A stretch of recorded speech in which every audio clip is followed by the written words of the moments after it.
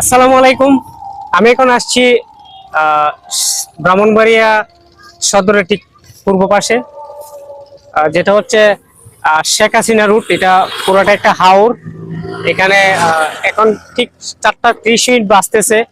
এই টাইমে এখানে অনেক সমাগম হয় এবং অনেক বিভিন্ন স্থান থেকে বিভিন্ন শ্রেণী পেশার মানুষ আসে। এখানে আসলে বিকেলবেলা একটা অন্যরকম একটা মনোরম পরিবেশ এবং জায়গাটা খুবই পছন্দনীয়।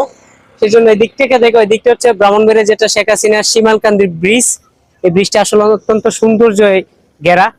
তো আপনারা যদি কেউ আসতে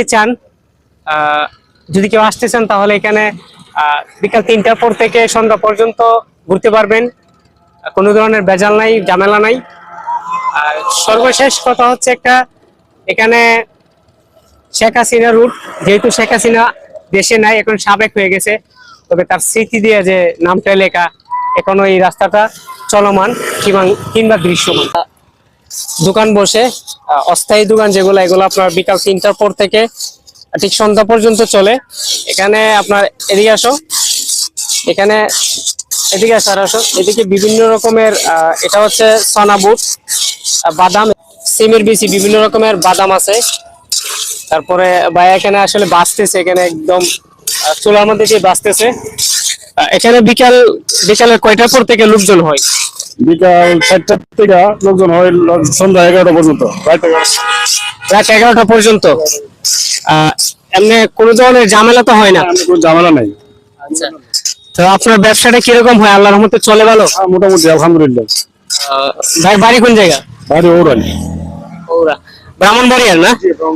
আচ্ছা, তো এখানে চাইলে আপনারা ঘুরে আসতে পারেন। এদিকে ফুচকার দোকান আছে, এখানে ভাইয়া বাদাম, সোনা বুট কিংবা সিমের বিচি একদম টাটকা বাঁচতেছে। আপনারা চাইলে ফ্যামিলি কিংবা দূরের আত্মীয়জনকে নিয়ে এখানে বেড়াতে আসতে পারেন। শুধু পরিবেশটা দেখুন, আসলে পরিবেশটা এখানে অত্যন্ত সুন্দর এবং আমি কি বলবো, জাস্ট অ্যামেজিং। এখানে অনেক দোকানপাট বসে বিকালবেলা, অনেক ধরনের মানুষের সমাগম আছে এখানে। এটা একটা হাওরটা আসলে দেখাতে পারছি আপনাদেরকে। জিনিসটা যদি আপনার কোনো আত্মীয় স্বজন কিংবা পরিবারে কাউকে নিয়ে ঘুরতে আসেন, এই ব্রাহ্মণবাড়িয়া শিবালকান্দিতে আসতে পারেন। জায়গাটা জাস্ট অসাম। এখানে আরেকটা মেসেজ দিতে চাই আপনাদেরকে, যেহেতু শিবমালকান্দি যদি আপনাদের ফ্যামিলিদেরকে নিয়ে ঘুরতে আসেন, শহর বন্দরে বিভিন্ন ভালো উন্নত মানের বেকারিতে এগুলা দেখা যায় সচরাচর। এটা হচ্ছে জার কেক, আমার হাতে দেখতে পাচ্ছেন। এটা একদম মনোরম পরিবেশ এবং হোমমেড, যেটা ঘরোয়া ভাবে বানানো হয়। এটা